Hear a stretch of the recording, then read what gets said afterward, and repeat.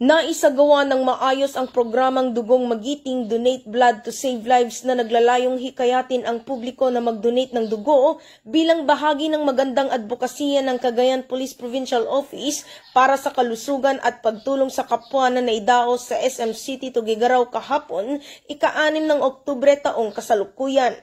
Ang Dugong Magiting ay isa sa mga itinuturing na best practices ng Cagayan Police Provincial Office sa pakikipagtulungan ng Cagayan Valley Medical Center. Layunin ng programang ito na itaguyod ang kultura ng voluntaryong pagbibigay ng dugo ng mga kapulisan bilang simbolo ng kabayanihan at malasakit sa kapwa.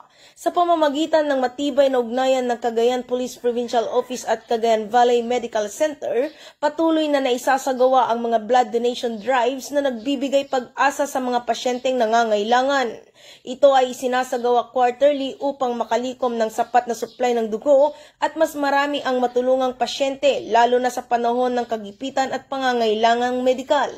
Nasa 102 katao ang blood donors kung saan ito ay ang mga tauhan ng kapulisan at civilian volunteers mula sa provincial headquarters, Tuguegarao Component City Police Station at Municipal Police Stations kabilang na ang 2 Provincial Mobile Force Company ng Cagayan PPO kasama ng iba pang volunteers na mga stakeholders. Sa kanilang aktibong partisipasyon, matagumpay na nakaipon ng 128 bags ng dugo o katumbas ng 45,900 cc na malaking tulong para sa mga pasyenteng nangangailangan ng agarang pagsalin ng dugo.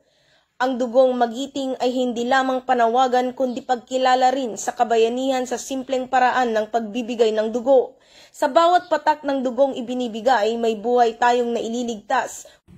Mula dito sa Lambak ng Cagayan, ako ang inyong Police News Network Correspondent, Patrolwoman Jerilyn Colico, alagad ng batas, tagataguyod ng Balitang Pulis.